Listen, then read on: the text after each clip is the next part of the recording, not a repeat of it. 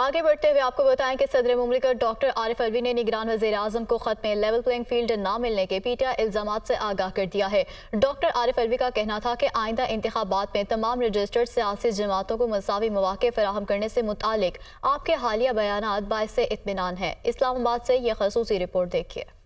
PTI का level playing field न मिलने का शिकवा, सदर मुमलिकत ने निगरान वज़ीर आज़म को खत लिख दिया। सियासी वर्करों और रहनुमाओं की जबरी गुमशुदगी, वफादारी बदलवाने की कोशिशों पर इजहार तशवीश, पीटीआई सेक्रेटरी जनरल का खत भी लफ कर दिया। बतौर निगरान वज़ीर आज़म मामलात देखने की दरख्वास्त। अपने खत में सदर मुमलिकत ने लिखा कि इंतखाबात में तमाम रजिस्टर्ड सियासी जमातों को मसावी मौक़े देना निगरान हुकूमत की जिम्मेदारी है। पुख्ता यकीन है कि जमहूरियत ही पाकिस्तान के अवाम और रियासत के लिए आगे बढ़ने का मुनासिब रास्ता है और अवाम का सियासी सरगर्मियों में हिस्सा लेना और आज़ाद मीडिया के जरिए राय का इजहार करना ही जमहूरियत की रूह है। डॉक्टर आरिफ अलवी ने लिखा कि बतौर सदर मुमलिकत वो जमहूरियत के इत्तेहाद की अलामत और आर्टिकल 41 के तहत वज़ीर आज़म और तमाम इदारों समेत शहरियों के हुकूक का तहफ़्फ़ुज़ करने के पाबंद हैं। सियासी वाबस्तगियाँ रखने वाले अफराद की जबरी गुमशुदगियों के बढ़ते हुए वाक़यात पर मीडिया में भी बहस हुई। ख़वातीन सियासी वर्कर्स की तवील नज़रबंदी या अदालत की जानिब से रिलीफ के बाद बार बार दोबारा गिरफ्तारियाँ मामले को मज़ीद हसास बना देती हैं। आर्टिकल 19 हर शहरी को आज़ादी इज़हार राय के साथ आज़ाद प्रेस का हक देता है। लिहाजा निगरान वज़ीर आज़म हुकूमत के सरबराह होने के नाते इन मामलात पर गौर करें। मुस्लिम लीग नून के कायद मियां नवाज शरीफ की गवर्नर हाउस आमद हुई है। गवर्नर पंजाब से उनकी अहलिया की वफात पर ताज़ियत की। जनूबी पंजाब के सियासी रहनुमाओं से मुशावरत भी की गई। नवाज शरीफ की इंतखाबात की भरपूर तैयारी करने की हिदायत। साबिक वज़ीर आज़म ने कहा है कि नून लीग पर अवाम ने एतमाद किया तो तरक्की का नया सफ़र शुरू करेंगे। जाहिद आबिद की रिपोर्ट देखिए।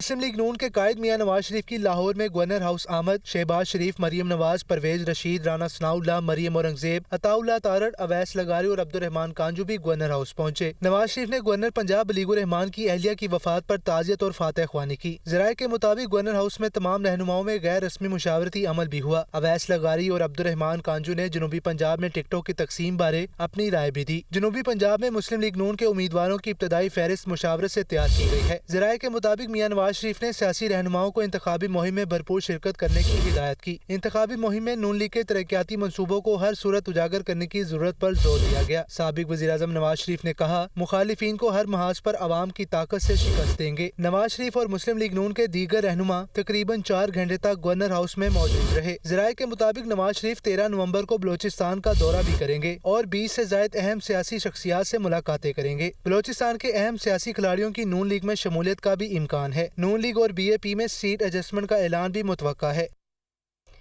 Chairman peoples party Bilawal Bhutto Zardari का कहना है कि 8 फरवरी को सूबाई हुकूमत के साथ वफाकी हुकूमत भी बनाएंगे। ये पहला मौका होगा कि मेयर कराची, वज़ीर आला सिंध और वज़ीर आज़म जयाला होगा। कराची समेत पूरे पाकिस्तान की किस्मत बदलेंगे। लेवल प्लेइंग फील्ड हो या ना हो, इलेक्शन जीत कर दिखाएंगे। अब तो लेवल प्लेइंग फील्ड की शिकायत करना ही बंद कर दी है। कराची में मीडिया से गुफ्तगू के दौरान उन्होंने मजीद क्या कहा, आप भी देखिए। पार्टी के कारकुन, पार्टी के लीडर्स को शहीद किए जाते हैं, मगर इन शहादतों के बावजूद, लेवल प्लेइंग फील्ड ना होने के बावजूद हम इलेक्शन लड़े और इलेक्शन जीते। तो मैं आपको और मीडिया के थ्रू, मेरा पूरा पार्टी को ये पैगाम देना चाह रहा हूँ कि लेवल प्लेइंग फील्ड का जो शिकायत है अब वो करना ही बंद कर दें। आपको लेवल प्लेइंग फील्ड तो नहीं मिलेगा, मगर लेवल प्लेइंग फील्ड हो या ना हो, मैं आपको बता रहा हूं कि पाकिस्तान पीपल्स पार्टी इंशाल्लाह ताला इलेक्शन जीतेगी। हमारा राब्ता अवाम से है, उनका राब्ता किसी सिलेक्शन कमेटी से होना है। वैसे सिलेक्ट होने में एक्सपर्ट्स हैं, लेकिन उनको जो पाकिस्तान पीपल्स पार्टी के पास ये एक्सपीरियंस है कि कैसे इनको हरवाया जाता है, वो सिर्फ पाकिस्तान पीपल्स पार्टी जानती है। और इंशाअल्लाह ताला हम फरवरी 8 को आपको दिखाएंगे कि कैसे उनको हरवाया जाएगा। Welcome back. निगरान वज़ीर आज़म अनवारुल हक काकड़ 2 रोज़ा सरकारी दौरे पर उज़्बेकिस्तान पहुँच गए। वज़ीर आज़म ने ताशकंद में उज़्बेक सदर के साथ मुलाकात की। दोनों रहनुमाओं ने तिजारती, इक़्तिसादी, सलामती और दिफा समेत मुख्तलिफ शोबों में 2 तरफ़ा ताउन को मज़ीद गहरा करने पर इत्तफ़ाक़ किया। ये रिपोर्ट देखिए। تاشقند میں اقتصادی تعاون تنظیم کا 16واں اجلاس، نگراں وزیر اعظم انوار الحق کاکڑ کی ازبک صدر اور ECO کے سیکرٹری جنرل سے ملاقاتیں۔ نگراں وزیر اعظم انوار الحق کاکڑ اور ازبک صدر مرزیوف کے درمیان ملاقات میں تجارتی، اقتصادی، سلامتی اور دفاع سمیت مختلف شعبوں میں دو طرفہ تعاون کو مزید گہرا کرنے پر اتفاق کیا گیا۔ دونوں رہنماؤں نے اسٹریٹجک پارٹنرشپ کے معاہدے کو جلد از جلد حتمی شکل دینے، ازبکستان، افغانستان، پاکستان ریلوے منصوبوں کی جلد تکمیل کے عزم کا بھی اعادہ کیا۔ وزیر اعظم انوار الحق کاکڑ کا کہنا تھا کہ اقتصادی تعاون تنظیم تجارتی معاہدے سے دو طرفہ تجارت اور ٹرانزٹ ٹریڈ کو فروغ ملے گا۔ ملاقات میں غزہ میں جاری انسانی صورتحال، علاقائی اور عالمی پیش رفت پر بھی تبادلہ خیال کیا گیا۔ نگراں وزیر اعظم انوار الحق کاکڑ اور سیکرٹری جنرل ECO خسرو نوزیری نے تجارت اور اقتصادی تعاون کے شعبوں میں تنظیم کی حالیہ پیش رفت کا جائزہ لیا۔ ملاقات میں بھارتی جموں کشمیر اور مشرق وسطی کے صورتحال بھی زیر بحث آئے۔ سیکرٹری جنرل نے ECO کے لیے پاکستان کی بھرپور حمایت پر وزیر اعظم کا شکریہ ادا کیا۔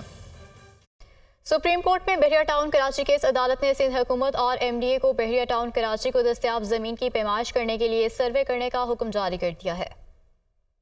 چیف جسٹس پاکستان جسٹس قاضی فائز عیسیٰ کی سربراہی میں 3 رکنی بینچ نے بحریہ ٹاؤن کراچی کیس کی سماعت کی۔ دوران سماعت چیف جسٹس پاکستان نے ملک ریاض حسین کے وکیل سلمان اسلم بٹ سے سوال کیا، کیا آپ فیصلے کے تحت معاہدے کے مطابق رقم ادا کریں گے؟ وکیل سلمان بٹ نے جواب دیا، اگر زمین کی قیمت کا تخمینہ دوبارہ لگایا جائے تو ہم ادائیگی کے لیے تیار ہیں۔ بحریہ ٹاؤن کو مارکیٹ سے زیادہ قیمت لگا کر تعصب کا نشانہ بنایا گیا۔ ادائیگی کے لیے تیار ہیں لیکن زمین پوری ادا کی جائے۔ بحریہ ٹاؤن کراچی کو 2,72,00,000 روپے ایکڑ کے حساب سے 99 سال کے لیے زمین لیز پر دی گئی۔ بحریہ ٹاؤن کی جانب سے یہ اعتراض بھی اٹھایا جا چکا ہے کہ بحریہ ٹاؤن کراچی سے ملحقہ دیگر ہاؤسنگ سوسائٹیز کو کم قیمت جو کہ 1,00,000 روپے فی ایکڑ کے حساب سے زمین 99 سال کے لیے لیز پر دی گئی۔ 6 نومبر کو ملیح ڈیولپمنٹ اتھارٹی کی جانب سے عدالت میں جمع کرائی گئی متفرق درخواست میں یہ تسلیم کیا گیا تھا کہ منصوبے کی منظوری 16,896 ایکڑ کی دی گئی تھی، تاہم صرف 12,000 ایکڑ اراضی بحریہ ٹاؤن کراچی کی ڈیولپمنٹ کے لیے قابل استعمال ہے۔ باقی اراضی یوٹیلیٹیز، گھوٹوں، راستوں، رائٹ آف دی وے، بڑی سڑکوں اور نالوں وغیرہ کے لیے مختص ہے۔ دوران سماعت بحریہ ٹاؤن کراچی کے وکیل نے مختلف عدالتی فیصلوں کے حوالے دیتے ہوئے کہا کہ سپریم کورٹ اپنے اصل دائرہ اختیار کے تحت ہی فیصلے پر عمل درآمد کرا سکتی ہے۔ سپریم کورٹ کا فیصلہ نہیں بلکہ ملک کا قانون بالاتر ہوگا۔ عدالت نے کیس کی سماعت 23 نومبر تک ملتوی کر دی۔ تو دوسری جانب نگران حکومت نے رجسٹر افغان مہاجرین کے لیے بڑا فیصلہ کر لیا ہے۔ نگران وفاقی کابینہ نے سرکولیشن سمری کے ذریعے رجسٹر افغان مہاجرین کے لیے رجسٹریشن کارڈ کی مدت میں 6 ماہ توسیع کی منظوری دے دی ہے۔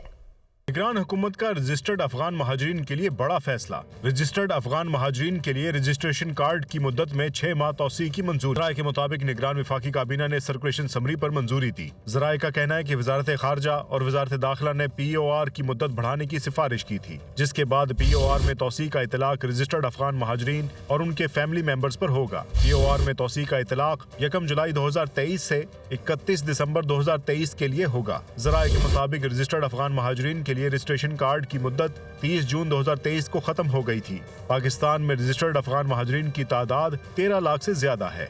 اسرائیلی فوج کی غزہ پر دہشت گردی جاری ہے۔ الشفا ہاسپٹل کے قریب پھر بمباری، شمالی مشرقی علاقوں میں رات کے اندھیرے میں طیاروں سے بم پھینکے گئے، جبکہ گزشتہ 24 گھنٹوں میں مزید 214 فلسطینی موتی وادی میں چلے گئے ہیں۔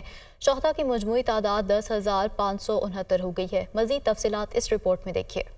غزہ میں اسرائیلی جارحیت 33ویں روز بھی جاری۔ صہیونی فورسز نے غزہ پر موت کی چادر پھیلا دی۔ اسرائیلی فوج غزہ کے رہائشی علاقوں، ہسپتالوں، پناہ گزین کیمپوں کو برباد کرنے کے مشن پر سرگرم۔ غزہ میں گزشتہ 24 گھنٹوں کے دوران مزید 214 فلسطینی شہید۔ اسرائیلی فوج کی رات کے اندھیرے میں خان یونس الشاستی مہاجر کیمپ پر وحشیانہ بمباری۔ اسرائیلی فوج نے شجاعیہ کے علاقے النصر میں رہائشی عمارتوں کو نقصان پہنچایا۔ الشفا ہاسپٹل کے قریب بھی بمباری۔ اقوام متحدہ کے مطابق غزہ میں صحت، نکاسیاب، صاف پانی پانی اور خوراک تک رسائی جیسی بنیادی سہولیات دستیاب نہیں اور مکمل نظام منہدم ہونے کے قریب ہے۔ دوسری جانب international committee of the red cross کے مطابق اسرائیل نے غزہ میں اس کے 5 امدادی ٹرکوں اور 2 گاڑیوں کو نشانہ بنایا جس میں زندگی بچانے والی ادویات بھی شامل تھیں، جبکہ اسرائیلی حملے میں 2 گاڑیوں کو شدید نقصان پہنچا۔ صہیونی فورسز کی وحشیانہ کارروائی 51% ہسپتال، 258 اسکول اور تعلیمی مراکز تباہ۔ اسرائیلی فوج نے 167 عبادت گاہوں، 35,000 سے زائد رہائشی عمارتوں اور 57 ایمبولینسز کو تباہ کیا۔ ڈیفنس فار چلڈرن انٹرنیشنل فلسطین نامی NGO نے بتایا کہ 1967 سے 7 اکتوبر 2023 سے قبل مغربی کنارے اور غزہ میں اسرائیل کے ہاتھوں جتنے بچے شہید ہوئے، اس سے 2 گنا زیادہ بچے 1 ماہ کے دوران شہید ہو چکے ہیں۔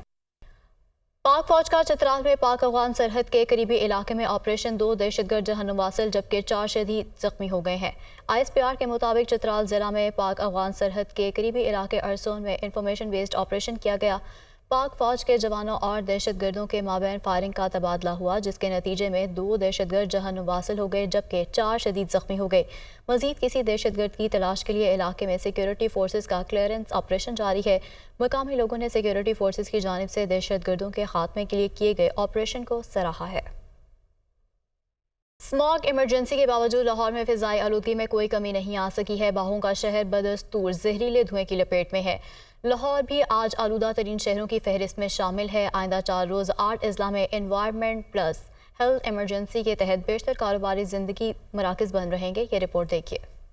سموگ کا روگ لاہور کا پیچھا چھوڑنے کو تیار نہیں۔ دن ہو یا رات زہریلے دھوئیں کی چادر شہر کو اپنے لپیٹ میں لیے ہوئے ہے۔ آنکھوں میں جلن اور سانس لینے میں دشواری کی شکایات عام ہیں۔ نگران پنجاب حکومت نے سموگ میں کمی لانے کے لیے 4 روزہ انوائرمنٹ پلس ہیلتھ ایمرجنسی نافذ کرنے کا اعلان کر رکھا ہے۔ لاہور، گجرانوالہ، قصور، ننکانہ صاحب، سیالکوٹ، شیخو پورہ، نارووال اور حافظ آباد میں دفعہ 144 نافذ کر دی گئی ہے جس کے تحت فصلوں کی باقیات، کوڑا، ٹائر، پولیتھین بیگ اور چمڑا جلانے پر پابندی عائد ہے۔ نگران وزیر اعلیٰ پنجاب محسن نقوی کہتے ہیں سموگ کے حوالے سے اگلے 4 دن اہم ہیں۔ متاثرہ علاقوں میں دفعہ 144 نافذ ہے۔ ان دنوں میں سختی کریں گے۔ شہریوں سے درخواست ہے کہ اگلے 3 دن گھروں میں رہیں۔ جتنی ٹریفک کنٹرول ہوگی اتنا ہی ماحول بہتر ہوگا۔ سموگ میں یہ جو اگلے 3 دن ہیں یہ 4 دن وہ امپورٹنٹ ہیں۔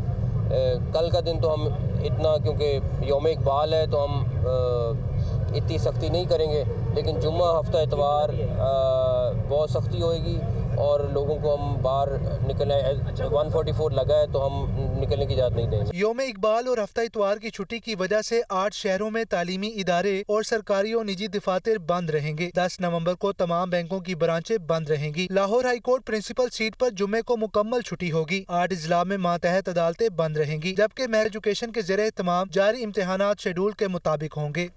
مارکیٹ آئے روز بلندی کے نئے ریکارڈ بناتے ہوئے 54,000 کا لیول بھی عبور کر گئی ہے۔ یہ رپورٹ دیکھیے۔ حکومت اور IMF کے درمیان جاری مذاکرات سے اچھی امیدیں، کمپنیوں کے بہتر نتائج اور سرمایہ کاروں کو زبردست منافع کی تقسیم نے اسٹاک مارکیٹ نے انویسٹرز کو اپنی طرف راغب کر رکھا ہے۔ یہی وجہ ہے کہ شیئرز کی پرکشش قیمتیں دیکھ کر سرمایہ کاروں کا